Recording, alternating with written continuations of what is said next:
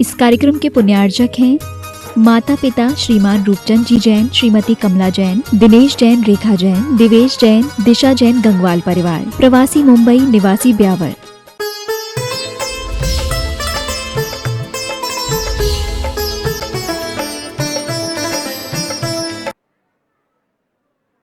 आज आप लोगों के चेहरे पर एक अलग ही प्रसन्नता नजर आ रही है। क्यों न हो, जब घर में एक छोटे से बालक का जन्म होता है तो पूरा परिवार खुशियों से झूम उठता है। जब त्रिलोकी नाग का जन्म हो तो फिर सबके चेहरे पर प्रसन्नता क्यों न हो, वो तो होना ही है। आज विपरीत परिस्थितियों में जब यह संसार, इसमें शोषण, अराजकता और अत्याचार का बोलबाला था, तब कहते हैं न, यदा यदा ही धर्मस्य ग्लानिर्भवते भारतः। जब जब इस धरती पर संकट के बादल मंडराते हैं तो कोई भव्य आत्मा इस धरती पर जन्म लेती है। आज एक ऐसे ही महापुरुष का जन्म हुआ जिन्होंने न केवल अपना कल्याण किया अपितु हम सबको भी कल्याण का मार्ग बता दिया, कल्याण का मार्ग बता दिया और रास्ता बता दिया कि इस रास्ते पर आ जाओ, बस आप भी मंजिल को प्राप्त कर लेंगे। मंजिल को पाना है। राजा श्रेणिक भगवान महावीर स्वामी से प्रश्न पूछे, एक दो नहीं, 60,000 प्रश्न।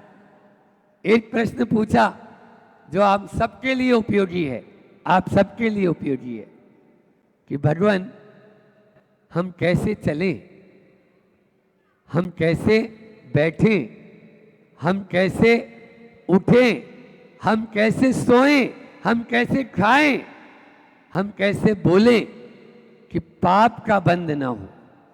पाप का, ये सब चाहते हैं यहाँ पर बैठे हुए, पाप का बंध न हो।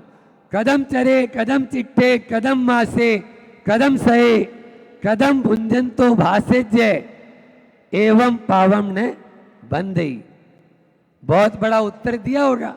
नहीं, केवल एक अक्षर में जवाब दे दिया, शब्द भी नहीं, एक अक्षर में जवाब दे दिया। जो प्रश्न था उसी को उत्तर बना दिया, उसी को उत्तर बना दिया। और उन्होंने कदम के क को हटा के जय लगा दिया। सुन लो जैनियों, क्या लगा दिया? जय। और वो है जदम चरे जदम चिट्ठे जदमासे जदम सहे जदम भुंजंतो भासे जय एवं पावम न भजई। बस यत्नाचार पूर्वक, जदम यानी यत्न, आप जो भी करो यत्नाचार पूर्वक करो, आपको पाप नहीं लगेगा। होश और हवास में करो, आपको पाप नहीं लगेगा। बस जदम यानी यत्नाचार पूर्वक चलो, यत्नाचार पूर्वक चेष्टा करो, यत्नाचार पूर्वक बैठो, यत्नाचार पूर्वक बोलो, यत्नाचार पूर्वक सो और यत्नाचार पूर्वक खाओ। बताओ, इतना सरल मार्ग कोई हो सकता है? ये केवल और केवल भगवान महावीर का मार्ग है, जो बिल्कुल सीधा और सरल मार्ग है। बस चलने की आवश्यकता है। हम लोग टेढ़े मार्ग को सीधा मान रहे हैं, टेढ़े मार्ग को सीधा मान रहे हैं। गांधी जी के 3 बंदर, गांधी जी के कितने बंदर? क्या बोला उन्होंने? बुरा मत बोलो, बुरा मत सुनो और बुरा मत देखो। हमारे भगवान महावीर ने कहा 3 बंदर की जरूरत ही नहीं, 3 बंदर की जरूरत ही नहीं, 1 बंदर की जरूरत है। और भगवान महावीर का बंदर क्या कर रहा है पता है? यहां पर एक उंगली रखा हुआ है और वो बोलता है बुरा मत सोचो, बुरा मत सोचो। बस बुरा नहीं सोचेंगे तो बुरा बोलेंगे भी नहीं, बुरा देखेंगे भी नहीं और बुरा सुनेंगे भी नहीं। इसलिए भगवान महावीर कहते हैं सही सोचो, सुंदर सोचो। 4 बार कर रहा हूं, सही सोचो, सुंदर सोचो, सही देखो, सुंदर देखो, सही बोलो, सुंदर बोलो, और सही करो, सुंदर करो। बस इन चारों को अपने जीवन में अपना लेंगे तो भगवान राजा श्रेणिक को जो उपदेश दिया है, ये मत मान के चलो कि भगवान महावीर के उपदेश उसी समय जरूरत थे, बल्कि भगवान महावीर के उपदेश आज ज्यादा जरूरत है।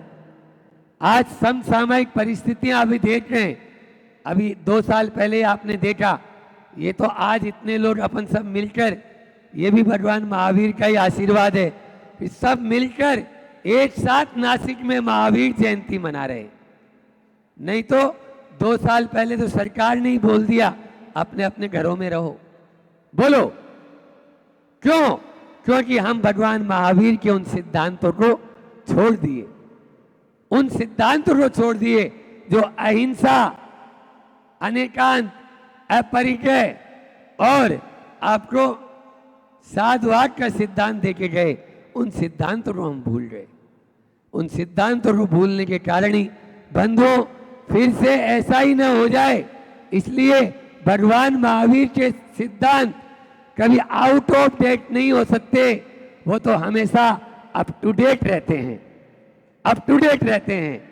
भगवान महावीर के सिद्धांतों को आपको अप टू डेट रखना है।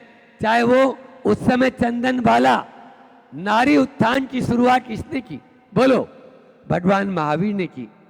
उस समय की स्थिति तो बड़ी विचित्र थी, हाथों में बेड़ियां, सिर पर बाल नहीं, फिर भी भगवान महावीर उस चंदन वाला के पास में जाके खड़े हो गए और उसके हाथ से जब आहार लिया तो उत्थान हो गया। इसी प्रकार से वह यक्ष पाणी राक्षस, बोलो, उसके सूल भी बिखर गए। 2-3 दिन से हम उनकी कहानी रोज सुना रहे हैं भगवान महावीर की। वह यक्ष पाणी राक्षस कैसा था, लेकिन शूद्र का भी उत्थान करने वाले कौन? भगवान महावीर। भगवान महावीर कहते हैं कोई जाति से शूद्र नहीं है। आप देखिए, शूद्र जाति से नहीं है, हम अपनी सोच से शूद्र हैं। आज हम अपनी सोच को छोटी बना ली तो हम शूद्र हो गए। ऐसे तो सुबह आप लोग सब नहाने के पहले क्या काम करते हैं? बोलो, अपने अपने हाथ से सब अपना ही साफ करते हैं मल। कौन से शूद्र की? ना धो के पवित्र होके जिनालय में जाते हैं, ये ब्राह्मण हो गए। क्या हो गए? ब्राह्मण। फिर इसके बाद दुकानदारी करने लग जाते हो, ये क्या हो गए? वैश्य। और थोड़ी सी कोई बात उल्टी सीधी बोल दे तो लड़ाई झगड़ा करने लग जाते हो, क्या हो गए? क्षत्रिय। बोलो, एक ही आदमी में चारों हैं। हमारा ये देह है अपवित्र है, अपवित्र। शूद्र क्या काम कर रही है? देह से हम शूद्र है और मन से हम वैश्य। बढ़िया गिरी। माप तोल करते हैं, कोई छोटा सा नियम भी हो तो आप लोग बोलते हैं महाराज साहब थोड़ा कम कर दो ना। ये मन की परिणति, हर काम में थोड़ा कमती बेसी करना, ये मन की परिणति। ये क्या है? वैश्य। और उसके बाद में आत्मा से हम क्षत्रिय हैं, कुछ नहीं। बणिये का ध्यान, हमारे गुरुजी बोलते हैं, बणिये का ध्यान डंडी पर रहता है और क्षत्रिय के हाथ में तलवार। वो 1 मिनट में सब सीधा कर देता है। इसलिए आत्मा से हम क्षत्रिय हैं और यदि परमात्मा को पाना चाहते हो तो देवालय में चले जाएंगे और भगवान के दर्शन करेंगे। यह ब्राह्मण बनने पर ही हम अपने आप को समर्पित कर सकते हैं। इस प्रकार से हमारे ही भीतर ये चारों वर्ण हैं, ये भगवान महावीर ने हमको शिक्षा दी है। इस प्रकार से सबसे पहला उनका सिद्धांत अहिंसा का सिद्धांत। आज अहिंसा परमो धर्म की जय तो बोल रहे हैं सबने, जियो और जीने दो। भगवान महावीर स्वामी का दिव्य संदेश बोल लो एक बार। भगवान महावीर का क्या संदेश? मुझे ऊंचा सुनाई देता है। भगवान महावीर का क्या संदेश? बहुत बढ़िया। त्रिशलानंदन वीर की। ये महावीर स्वामी के 4 अक्षर हैं, जियो और जीने दो। मैं तो ये कहता हूं ये 4 अक्षर नहीं है, ये 4 वेद हैं, ये 4 वेद हैं, ये 4 अनुयोग हैं और ये चारों धाम हैं जो भगवान महावीर स्वामी का यह संदेश हमें प्राप्त हो रहा है। ये 4 धाम है। यदि चारों धाम की यात्रा करना है, सबसे पहला है अहिंसा जब तक हमारे जीवन में। लेकिन क्या करें, जो भगवान अभी जुलूस निकला और इसमें विभिन्न बैनर और विभिन्न पकड़े हुए थे सब अपने अपने, तो भगवान महावीर स्वामी का लिखा हुआ है उस पर अहिंसा परमो धर्म, और बैनर जो पकड़े हुए हैं उसके जूते ही चमड़े के हैं, उसके जूते ही चमड़े के हैं। ऊपर तो लिखा हुआ अहिंसा परमो धर्म। भगवान महावीर कहते हैं मुझे बैनर की जरूरत नहीं है, मुझे नर की जरूरत है। ऐसे नर की जो ये त्याग कर दे कि आज से पांव में हम चमड़े के जूते नहीं पहनेंगे। बोलो है कोई? हाथ ऊंचा कर दो। जो नहीं पहनते हैं वो तो हाथ ऊंचा कर ही दो कि भाई हम तो पहनते ही नहीं, और आज जो पहने हुए हैं वो भी बोलेंगे नहीं अहिंसा परमो धर्म की जय बोल रहे हैं। बोलिए भगवान महावीर का सच्चा ये महावीर जयंती मनाना तभी सार्थक होगा जब पाँव में हम जूते नहीं पहनेंगे। और उसके बाद में महिलाओं के पर्स बहुत महंगे महंगे आते हैं। हाँ, यहाँ पर महिला समुदाय बैठा हुआ है बहुत मात्रा में, और पुरुष वर्ग भी। हाथ में कभी हम भगवान महावीर का यह दिव्य संदेश यदि आप अपने जीवन में अमल लाना चाहते हो, देखो नारा लगाने से कुछ नहीं होगा। आज हमें एक नाटक बताया था, आज क्या हमारे यहाँ तो गुरुजी जब जब 10 लक्षण यानी पर्युषण पर्व आता है तो ये भजन हमेशा चलता है कि उस माँ की पुकार सुन लो, गौ माता किस प्रकार से कटने के लिए जाती है। ये आज अहिंसा की जय बोलने वालों, आपको यह भी संकल्प लेना है कि ये चमड़ा यदि आप अपने हाथ में ले रहे हो तो आप उसके भागीदार बन रहे हो। आज से हम अपने हाथ में चमड़े का पर्स नहीं छुएंगे। बहुत सारा अल्टरनेट आज तो चल गया, कमर, पांव आ गए, हाथ आ गए, अब कमर पे आ जाओ। कमर पे बेल्ट नहीं बांधेंगे। आपको बताएं, मध्य प्रदेश सरकार ने या आरएसएस जो ग्रुप है, राष्ट्रीय स्वयंसेवक संघ, आचार्य श्री जी से प्रभावित होकर उन्होंने अपने से चमड़े का बेल्ट ही दूर कर दिया। वो केवल और केवल मात्र आपके कपड़े का जो बेल्ट होता है वो प्रयोग में करते। बोलो, इस प्रकार से एक तरफ हम रक्तदान दे रहे हैं और दूसरी तरफ किसी का रक्त ले रहे हैं, तो कैसा ये दोगलापन है ना ये तो। इसलिए पहला है उनका सिद्धांत अहिंसा परमो, 4 सिद्धांत बात करूंगा। अहिंसा परमो धर्म, जिस अहिंसा परमो धर्म में जीवो और जीने दे का सिद्धांत है, इसमें इसी प्रकार से खान पान में भी हमने अशुद्धि ले ली। आज फास्ट फूड के नाम पर आपके घर में क्या क्या आ रहा है, बोलो, क्या कभी आपने विचार किया? मैंने बोला ना, एक बंदर को ध्यान दे लो बस। आप वो बंदर यदि याद रखेंगे ना तो ये तीनों बंदर अपने आप सही हो जाएंगे आपके। तो इसलिए फास्ट फूड के नाम पर घर घर में आज मांसाहार हो रहा है, मांसाहार हो रहा है। यदि आप वास्तव में जैन हैं और भगवान महावीर को मानने वाले हैं तो फास्ट फूड का तो त्याग करना ही चाहिए। Junk food, fast food, bakery item, cold drinks, ice cream, क्या है ये? आज लाइफ स्टाइल ही बदल गई। अरे हमारे भारतीय संस्कृति में क्या व्यंजनों की कमी थी? बोलो, एक से एक बढ़कर रसगुल्ला खाओ, है ना, हाँ, मालपुआ खाओ, कौन मना कर रहा है? आप काजू कतली, बादाम कतली, कितने व्यंजन, हजारों व्यंजन बन सकते हैं जो आपकी सेहत के लिए भी। आज बीजेएस, भारतीय जन संगठन, यहाँ पर कैंसर का शिविर लगा हुआ है बाहर। यहाँ पर बोलो 2000, ये विज्ञान बोल रही है, महाराज साहब नहीं बोल रहे। 2025 में 3 में से 1 को कैंसर होगा। बोलो अभी कौन सा साल चल रहा है ये? केवल मात्र 2 साल बचे हैं। और ये घोषणा 2020 में जब हमारा इंदौर में चातुर्मास था तब ये मैंने पढ़ाया था किसी ने कि देखो महाराज जी ऐसा होने वाला है। बोलो आंखों में पानी, कैंसर की ट्रेन चल रही है। क्यों? क्योंकि फास्ट फूड, जंक फूड के नाम से क्या क्या खा रहे हो। अभी कोरोना ने थोड़ा छुड़वाया था लेकिन फिर वापस चालू हो गए। हाँ फिर वापस वही। ये जीभ है ना 2.5 इंची की, 2 इंची की, उतरी घाटी और हुई माटी। बोलो कहाँ आपके साधु नमक और मीठा तक नहीं ले रहे और कहाँ आप जा रहे हो। आप देखिए कहाँ आपके साधु दोनों बैठे हुए हरी सब्जी हरे फल नहीं लेते। बोलो एक उपवास चल रहा है, नमक मीठे का 20 साल से त्याग है, फिर क्यों आप किधर जा रहे हैं? क्या इस जीव के चटोरे हैं क्या आप? मैं तो कहना चाहता हूं भगवान महावीर का यह अहिंसा परमो धर्म जो आपका सिद्धांत है, उस सिद्धांत की जयकारा बोल रहे हो तो उसको उतारने की भी आपको जरूरी है, तभी आप अपने इस भगवान महावीर की जयंती मनाना।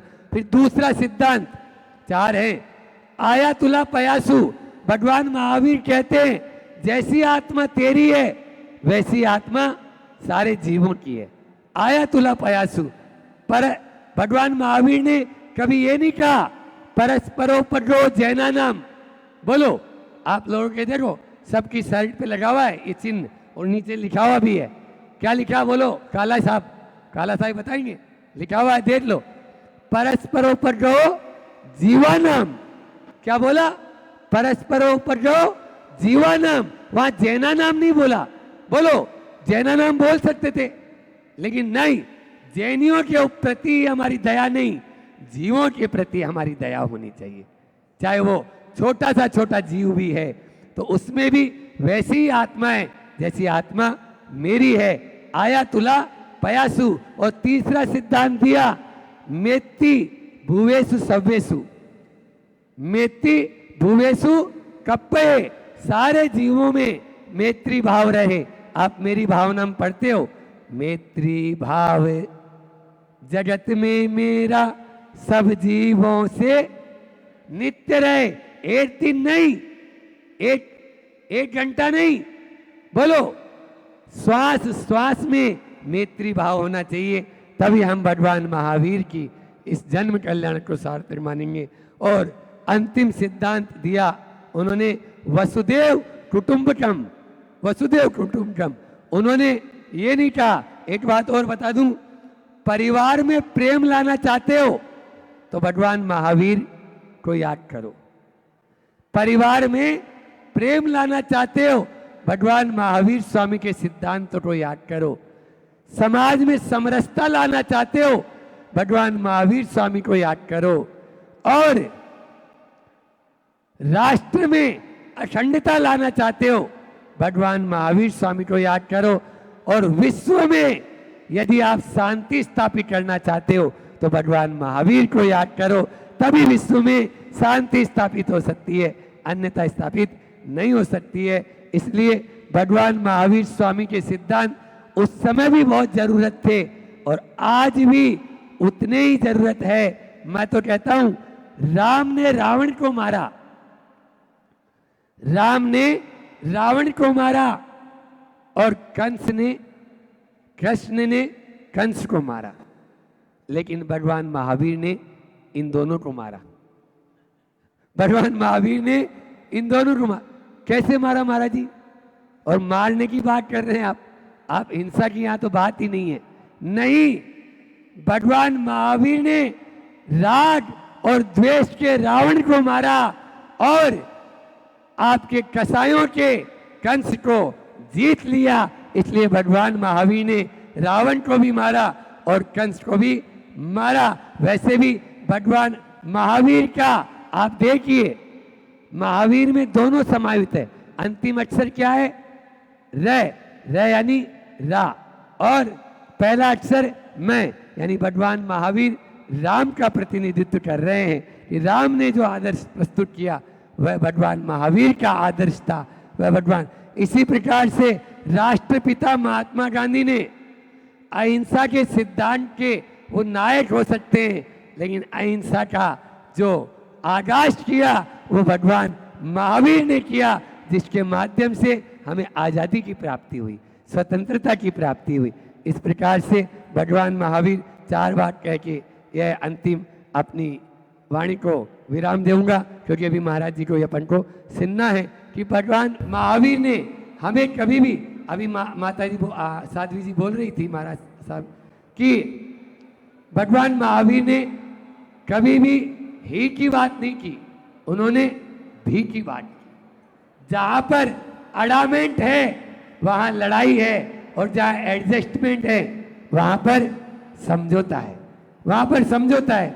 आज ये माहौल देखकर बहुत मन प्रसन्न हो गया, क्योंकि एक दूसरे से मिलकर चलेंगे तभी हम आगे बढ़ पाएंगे। मैं तो कहता हूँ हमेशा इसी प्रकार से आप लोग, यहाँ तो नासिक का सुना हमने कि हमेशा एक साथ यहाँ यह जुलूस निकलता है, ऐसा ही जुलूस हमेशा निकलता रहना चाहिए, जिससे एक दूसरे, चाहे हम दिगंबर हों, चाहे श्वेतांबर हों, चाहे तेरापंथी हों, चाहे स्थानकवासी हों। रविंद्र जैन की ये पंक्तियाँ आज के संदर्भ में बिल्कुल सार्थक है। हम नहीं दिगंबर श्वेतांबर तेरापंथी स्थानकवासी, हम एक धर्म के अनुयायी, हम एक धर्म के विश्वासी, हम एक धर्म के विश्वास करने भगवान महावीर को मानने वाले हैं। इसलिए हमारा यह एकता और अखंडता इसी प्रकार से आगे बढ़ती रहनी चाहिए। बहुत सारे ग्रुपों ने अपना काम किया, तो महावीर का मैं कहता है मनन करो। हमने जो इतनी बात बोली ना अभी, महावीर का मैं कहता है मनन करो, और महावीर का हाँ कहता है हिम्मत मत हारो, हिम्मत मत हारो। महावीर का वी कहता है हमेशा वीर बनो, और महावीर का रह कहता है रहम करो। रहम करेंगे अपन, अपने दिल में रहम ले लेंगे तो निश्चित रूप से अहिंसा का भी पालन होगा, अपनी आत्मा का भी कल्याण होगा, और जैसी आत्मा का कल्याण होगा हम परमात्मा बनते देर नहीं लगेगी। हम सब परमात्मा बने और महावीर के उन पद चिन्हों पर चलें। इसी बात को कहते हुए मैं अपनी वाणी को विराम देता हूँ। और महावीर ने जिन सिद्धांतों को बताया, सर्वोदय तीर्थ की स्थापना की, उसी को हम पालन करें। बोले अहिंसा परमो धर्म की। आचार्य गुरुवर विद्यासागर जी। एक शहर में एक सेठ के पास एक गांव का व्यक्ति पहुंचा। जब वो व्यक्ति पहुंचा तो उसने निवेदन किया, क्या सेठ जी काम मिल सकता है? तो उन्होंने बोला क्या चाहिए, कितने पैसे की मांग है, कितना रुपया चाहिए? उन्होंने कहा आप देख लेना, मैं तो संतोषी प्राणी हूँ, आप समझदार हो, मेरा परिवार कितने पैसे से चल सकता है। और उसको वहाँ पर रख लिया। एक बहुत बड़ा मैसेज इस छोटी सी कहानी के माध्यम से मैं आपके बीच में रख रहा हूँ, ध्यान से सुनना। जब वो वहाँ पर कार्य कर रहा था तो जो वो व्यक्तित्व था बहुत सरल था, सहज था, और अपने कर्तव्य के प्रति बहुत निष्ठावान था। और कार्य प्रारंभ किया, और योग संयोग की बात है कि जिस दिन से उसके पांव उस दुकान पर पड़े, दिन पलटने लगे। दिन ऐसे पलटने लगे कि जो सेठ की बिक्री थी 5,000 थी, वो 10,000 हुई, 15,000 हुई, 20,000 हुई, 25,000 हुई। सेठ को लगा क्या है ये, एकदम दिन ही पलट गए। हुआ ये कि एक बार वो जो नौकर है वो नौकर नहीं आ पाया। अब उस समय मोबाइल के ज़माना नहीं था, बहुत पुरानी बात और सत्य घटना आपके बीच में रख रहा हूँ, क्योंकि मैं सत्य घटनाओं को ज़्यादा पसंद करता हूँ। तब मोबाइल का ज़माना नहीं था और वो नहीं आया। वो जब नहीं आया तो सेठ को समझ में आया कि वो व्यक्तित्व क्या है। उसके कारण ही, उसके पुण्य से ही, उसकी बोलचाल से ही, उसके व्यवहार से ही ये सब कुछ चल रहा था। उसमें बहुत कम पैसा दे रहा हूँ, मुझे बढ़ाकर देना चाहिए, मुझे बढ़ाकर देना चाहिए। और जब वो आया तनख्वाह की बारी तो पैसे बढ़े हुए थे। अब जब पैसे बढ़े हुए थे, गिने, सेठ जी गलती हो गई है, ये आपने पैसा ज़्यादा दे दिया है। तो सेठ जी बोले नहीं नहीं, मैंने चला कर ज़्यादा दिया है, तुम इतनी मेहनत करते हो, तुम्हारा अधिकार बनता है, मैंने खुद आगे रह के बढ़ा कर पैसा दिया है। अब वो व्यक्ति आंख बंद करता है और मुस्कुराता है, पैसे जेब में रख लेता है। अब सेठ जी को लगता है ये गिड़गिड़ाएगा, बोलेगा वाह मालिक, मेरे बिना बोले आपने बढ़ा दिया, और बहुत मेरी बड़ाई करेगा, प्रशंसा करेगा, लेकिन ये सब कुछ नहीं हुआ। सेठ जी को थोड़ा तो लगा, ऐसा आप लोगों को भी लगता होगा थोड़ा, जब ऐसा होता होगा तो। अब हुआ ये कि कुछ दिन बाद फिर वो नहीं आया। तब सेठ जी, जो सेठ जी थे, गुस्सा आया, ये छोटे लोग होते ही ऐसे हैं। उस समय मैंने थोड़ी तारीफ भी कर दी थी ना कि तुम नहीं आए तो समझ में आया, अब उसको फिर पैसा बढ़वाना है, इसलिए नहीं आया वो, इसलिए वो नहीं आया। वो अब आएगा तो उसके पैसे भी कम कर लेंगे। अब जब वो आया, तनख्वाह की ब्यारे पुराने पैसे जो दिए थे उसमें से और कम कर लिए, मतलब पहले वाले थे उतने ही रख दिए, जो बढ़ाए थे कम कर दिए। फिर वो गिनता है और गिनने के बाद फिर वो मुस्कुराता है और जेब में पैसे रख लेता है। अब सेठ जी थे बड़े गुस्से हुए, बोले ये कैसा आदमी है कि पैजामा पहले धन्यवाद भी नहीं दिया, अभी पूछ भी नहीं रहा है, क्यों कम कर लिया मालिक, क्या गलती कर ली मैंने? कुछ नहीं है। उससे रहा नहीं गया। बोले भैया तू क्या आदमी है, कुछ बोलता नहीं है, कोई धन्यवाद देने का काम नहीं है, जब पहले बढ़ाए थे तब भी कुछ नहीं, मुस्कुराता है आंख बंद करके, और जब अभी हाल कम किए तब भी कुछ नहीं, मुस्कुरा दिया। आखिर कारण क्या है, क्या बात है? तो वो जो नौकर था वो बहुत अच्छी बात बोलता है। वो बोलता है मालिक, जब पिछली बार मैं नहीं आया था और आपने पैसे बढ़ा दिए थे, तब उस वक्त मेरे यहाँ बेटा हुआ था, तो जब वो पैसा आया था ना, वो पैसा आपने दिया, मैंने भगवान को धन्यवाद किया कि उसकी किस्मत का आया है, बढ़ गया, उसकी किस्मत का आया है, बढ़ गया। और जब बाद में मैं नहीं आया था, उस समय जो है वो मेरी माँ मर गई थी, तो मैं समझ गया कि माँ का हिस्सा था वो चला गया, माँ का हिस्सा था वो चला गया। बोले मेरे जीवन का एक ही लक्ष्य है, वो जीवन का ये लक्ष्य है, मैं प्राप्त को ही पर्याप्त मानता हूँ, मैं प्राप्त को ही पर्याप्त मानता हूँ। मेरे जीवन में संतोष घुला हुआ है, मैं विकल्प नहीं करता हूँ। उसकी किस्मत का था वो चला गया और उसकी किस्मत का था वो आ गया, मैं काहे को संकल्प विकल्प करूँ, मुझे नहीं करना है। आज महावीर जयंती पर इस संतोष की ही बात करने जा रहा हूँ। बताओ यहाँ जितने लोग यहाँ पर बैठे हैं महावीर प्रभु को मानते हैं, क्या वे सच्चे भक्त हैं? बताओ, उनको मानते हैं? बोलो तो मानते हो कि नहीं? बहुत अच्छा, उनकी बात भी मानोगे तब उनके अनुयायी कहलाओगे। उनको मानते तो हो लेकिन आप उनकी बात नहीं मानते हो। अगर आप सच्चे भक्त हो तो महावीर शब्द 4 अक्षर, हमेशा हम अक्षरों पर ही प्रवचन करते हैं। हमारे जिस गांव में जाते हैं उस गांव की व्याख्या करते हैं, उस गांव के ऊपर। तो आज महावीर जयंती है तो महावीर शब्द में 4 अक्षर है। इन 4 अक्षरों के साथ ही आज बात प्रारंभ है कि जीवन कि जीने की रीति महावीर सिखा रहे हैं। अगर आप इन 4 अक्षरों पर ध्यान देंगे तो आपका जीवन बदल जाएगा। महावीर स्वामी की जय बोलने से, जन्म जयंती मनाने से महावीर जयंती नहीं, महावीर शब्द क्या कह रहा है उसको हम समझेंगे। महावीर जयंती पालना, महावीर जयंती मनाना हमारी सार्थक हो जाएगी। पहले एक बात बोल दूं, क्योंकि माता जी ने एक बात बोली थी, उस बात का पहले मैं जवाब दे दूं। माता जी ने जो बात बोली, मैं माता जी से ये पूछना चाहता हूँ कि पंचम काल में जितने लोग जन्म लिए वो क्या मिथ्यात्व के साथ जन्म लेते हैं कि सम्यक के साथ जन्म लेते हैं?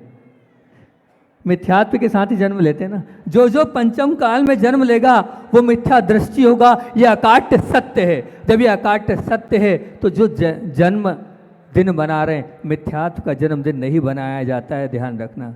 जब हम आए हैं तो मिथ्यात्व के साथ आए, इसका जन्मदिन नहीं मनाना है। तो जिस दिन वो 8 वर्ष का हुआ मंदिर ले गए वो आप टेम्पल डे बनाओ। मनाना है जिस दिन मंदिर में आपने संस्कार नमोकार मंत्र दिए वो दिन बनाओ। मनाना है तो जिस दिन ये पीछी ली है वो दीक्षा दिवस मनाओ। जन्म दिवस की बधाई नहीं दो, हमारा जन्मदिन नहीं मनाया जाता। हालांकि माता जी ने एक बहुत अच्छी बात बोली, उसके लिए विशेष आशीर्वाद। माता जी ने ये जरूर कहा कि उनका जन्म महोत्सव बने, जन्म जयंती बने, जन्म कल्याणक बने, ये सद्भावना दी। ये सद्भावना जरूर दो आप, लेकिन जन्म दिवस की बधाई बिल्कुल मत। आके देखेंगे तो आगम के हिसाब से तो जो दीक्षा है वो दीक्षा दिवस बनाओ आप, वो जन्म दिवस नहीं बनाओ। मैं आगम की बात रख रहा हूँ, ये तो आपका बहुमान है या ये तो आपकी विनय या आपका सम्मान है, पर मुझे भी तो आगम को देखना पड़ेगा। अगर मैं इसका समर्थन करूँगा तो उसका क्या होगा, पाप मुझे भी लगा है, इसलिए आपने सम्मान किया, उसकी कोई बात नहीं है। तो महावीर क्या कह रहा है, तो महावीर का माँ कह रहा है ममता छोड़कर समता से नाता, जो ममता छोड़कर समता से नाता रखने वाला ही महावीर का सच्चा भक्त है। महावीर क्या, माँ क्या कह रहा है, ममता छोड़कर समता से नाता रखने वाला ही महावीर स्वामी का सच्चा भक्त है। अर्थात ममता को छोड़ना होगा, समता को लाना होगा, हाय हलो छोड़ना होगा, और जय जिनेंद्र को लाना होगा, विलाप छोड़ना होगा, और प्रसन्नता को लाना होगा, रखने के भाव छोड़ना होगा, और देने के स्वभाव को लाने वाला ही होता चला जाएगा। समता का मतलब क्या है, संतोषी जीवन, इसका सुख का संबंध प्राप्ति के साथ, बहुत ध्यान से सुनना, सुख का संबंध प्राप्ति के साथ इतना नहीं है जितना तृप्ति के साथ है।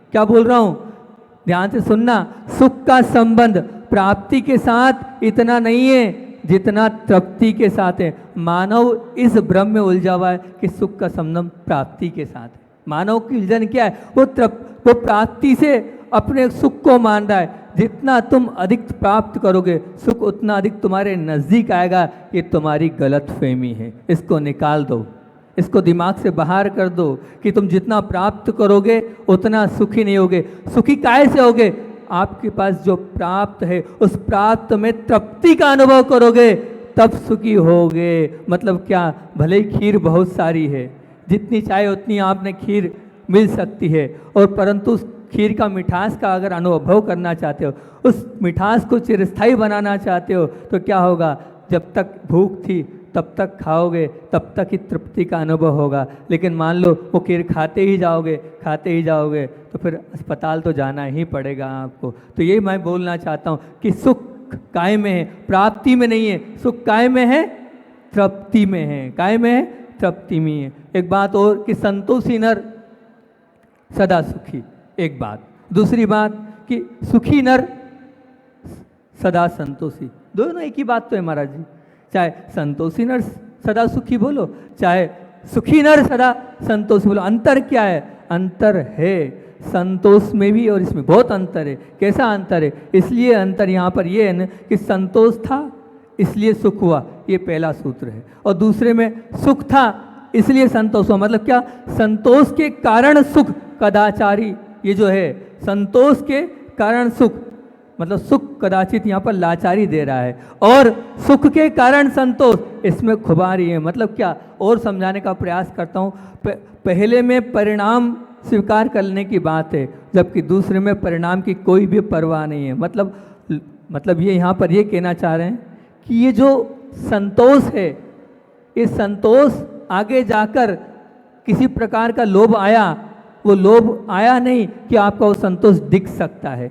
लेकिन जो सुख है वो सुख कभी भी डिगेगा नहीं, सुख जो है वो कभी भी भटकेगा नहीं, सुख जो है वो कभी भी परेशान नहीं होगा। मतलब संतोष प्रलोभन आया और प्रलोभन आने के बाद वो डिग जाएगा, लेकिन सुख नहीं डिगेगा। मान लीजिए दाल रोटी है, अब दाल रोटी आप कह रहे हो कि बस मैं दाल रोटी में संतोष का अनुभव कर रहा हूँ, लेकिन वही दाल रोटी अगर आपको लड्डू पेड़ा मिल जाए तो शायद संतोष आपका समाप्त हो सकता है। लेकिन अगर उसी दाल रोटी में आपने कह दिया मैं सुखी हूँ, तो आपको वो लड्डू पेड़े की तरफ आपकी दृष्टि नहीं जाएगी। इसलिए यहाँ पर ये, तुम पहले असंतोष से संतोष में आओ, फिर संतोष से सुख में आओ, और जो सुख में आ जाओगे तो जगत के राजा हो जाओगे। अगर जगत के राजा बनना है तो अपने जीवन में क्या करना होगा, संतोष को तो लाना होगा, और संतोष के साथ जो मिला है उसमें यह अनुभव करना पड़ेगा कि मैं सुखी हूँ, तब आप सुखी बन पाओगे। क्योंकि ध्यान रखना,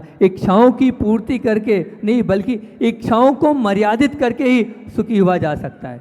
फिर से बोलूं, क्या बोला है, इच्छाओं की पूर्ति करके नहीं, इच्छाओं को मर्यादित रखकर ही आप सुखी हो सकते हो और आनंदित हो सकते हो। संतोष तुम्हें सत्य की अनुभूति कराए बिना नहीं रहेगा, ये बात निश्चित मान के चलना। क्योंकि मन का एक बहुत विचित्र स्वभाव है, उसे सद्भाव में जो है उसमें इतनी दिलचस्पी नहीं है जितनी अभाव में है। वो है, उसे वो नोट करता चलता है मेरे पास क्या नहीं है, क्या नहीं है, क्या नहीं है, पर उसे वो ये नोट नहीं करता कि मेरे पास क्या है। अगर आप सुखी होना चाहते हो ना, तो अपने जीवन में ये नोट करते प्रारंभ कर दो कि मेरे पास क्या है, क्या नहीं है, ये नहीं। अगर आप सुखी होना चाहते हो तो आप ये नियम लेके चले जाओ आज महावीर जयंती पर कि मेरे पास क्या क्या है। जो है उसको नोट करना प्रारंभ कर दोगे तो आप सुखी हो जाओगे। और क्या नहीं है, ये जीवन में आपने बार बार लक्ष्य बनाया तो आप सुखी बिल्कुल नहीं हो पाओगे। तो जो है उसको नोट करो तो जीवन सुखी बन जाएगा। और दूसरी बात बोली मैंने, हाय हलो छोड़कर जय जिनेंद्र बोलने वाला ही महावीर भगवान का सच्चा भक्त है। क्यों बोल रहा हूँ जय जिनेंद्र? ये जय जिनेंद्र शब्द क्या कह रहा है? जिन्होंने अपने इंद्रियों को जीता है वही जिनेंद्र होता है। और इसमें किसी भगवान को याद नहीं किया है, जिन्होंने इंद्रियों को जीता है उनकी जय कही गई है। इसमें राम भी नहीं, इसमें क्या बोल रहा हूँ, हनुमान भी है। राम भी नहीं, राम भी है और हनुमान भी है, गुरु नानक भी है, अल्लाह भी है, महावीर भी है, बौद्ध भी है। क्योंकि हर धर्म की नींव इंद्रियों को जीतने से होती है। और जिन्होंने इंद्रियों को जीता है वहीं से धर्म का प्रारंभ होता है। तो फिर ये जो जय जिनेंद्र है ये सार्वभौमिक है, सभी धर्मों के लिए ये मानने योग्य है। तो आपके अभिवादन में जय जिनेंद्र क्यों नहीं? बताओ ना, जय जिनेंद्र क्यों नहीं है? राम राम में सिर्फ राम है, जय कृष्ण श्री कृष्ण में सिर्फ जय कृष्ण है, जय महावीर सिर्फ महावीर है। लेकिन जय जिनेंद्र में पूरे धर्म समाहित है। तो इस अभिवादन को ही प्रारंभ करें आप जय जिनेंद्र। हाय हलो में पाप है, राग है, और जय जिनेंद्र में पुण्य है, त्याग का सम्मान है, त्याग की भावना निमित्त है। आप लोग आज ये नियम ले लो महावीर जयंती पर कि हम क्या करेंगे, जय जिनेंद्र को अपने जीवन का मंत्र बनाएंगे। अपने घरों पर जय जिनेंद्र लिखेंगे, समाज में मिलेंगे तो जय जिनेंद्र करेंगे, ऑफिस में मिलेंगे तो जय जिनेंद्र करेंगे, चाहे जैन हो चाहे अजैन हो, चाहे व्यापार में जिनसे मिल रहे हैं उनसे, मित्र वर्ग में, सभी जगह जय जिनेंद्र बोलेंगे। यहाँ तक कि अपनी गाड़ियों पर भी आप जय जिनेंद्र लिखा है। अच्छा लगा, काला जी बैठे हैं, जय जिनेंद्र का वो बिल्ला लगाए हैं, बहुत अच्छी बात है कि ऐसे ही बिल्ले आपको रखना। और मैं तो यहाँ तक कहूँगा कि आप पेन हैं, कपड़े हैं, उनमें जय जिनेंद्र लिख कर बांटें। आपका महावीर जयंती बनाना सार्थक हुआ। आप सबको कौन सी वो टी शर्ट बातें इस पर जय जिनेंद्र लिखा हो। और अपनी मोबाइल की टोन भी आप, मैं तो कहूँगा जय जिनेंद्र के एक भजन आता है, जय जिनेंद्र जय जिनेंद्र जय जिनेंद्र बोलिए, जय जिनेंद्र बोल कर अपना मौन खोली है। तो ये टोन आपकी मोबाइल की हो जाएगी तो वास्तविकता में वो जय जिनेंद्र पूरी और विकसित हो जाएगा। अब मैं तो यहाँ तक कहता हूँ, अपने जो दुकान की जितने बिल बुक हैं, बही खाते हैं, उन बही खातों में सबसे पहले जय जिनेंद्र लिखें, महावीराय नमः नहीं लिखें। महाराज जी महावीराय नमः, अरे जो आपने कागज़ लिखा है वो पैरों में आएगा, कहाँ आपने वो होगा। महावीराय नमः ना लिखकर आप जय जिनेंद्र लिखें। जय जिनेंद्र में क्या महावीर नहीं है? महावीर भी समाहित है जय जिनेंद्र में, वो भी है उसमें। तब उस जय जिनेंद्र को और ऊंचा उठाना है आपको, तो लिखते चले जाइए। मैं तो कहता हूँ कि शादी हो, विवाह हो, जन्मदिन हो, गृह प्रवेश हो, उसकी पत्र पत्रिकाओं की आमंत्रण पत्रिकाओं में भी आप जय जिनेंद्र लिखिए। जय जिनेंद्र लिखते जाएंगे तो बहुत अच्छा होगा। और यहाँ तक कह रहा हूँ कि जो आप हाय करते हो ना, बहुत काम की बात बोल रहा हूँ, हाय करते हो और हाय जो कर रहे हो उससे क्या होगा, तो आपके जीवन में हाय लगती चली जाएगी। और आप जो हलो कर रहे हो, इस हलो से क्या होगा, आप जीवन भर अस्थिर रहेंगे। क्योंकि शायद हम जो बार बार शब्द बोलते हैं, वो जो शब्द हैं वो हमारे अवचेतन मन में जाते हैं, और जब वो अवचेतन मन पर अड्डा जमा देते हैं तो फिर वही सब चीज़ें हमारे जीवन में घटित होती चली जाती है। तो इसलिए हमें हाय हलो नहीं बोलना है, हमें क्या बोलना है, जय जिनेंद्र बोलना है। इंद्रिय संयम और त्याग की भूमिका होगी, इंद्रिय विजय बनाने वाली बात इस जय जिनेंद्र में समाहित होगी। तो आज की महावीर जयंती के लिए 1 वर्ष तक का ये नियम ले लें कि हमारे अभिवादन में जय जिनेंद्र होगा।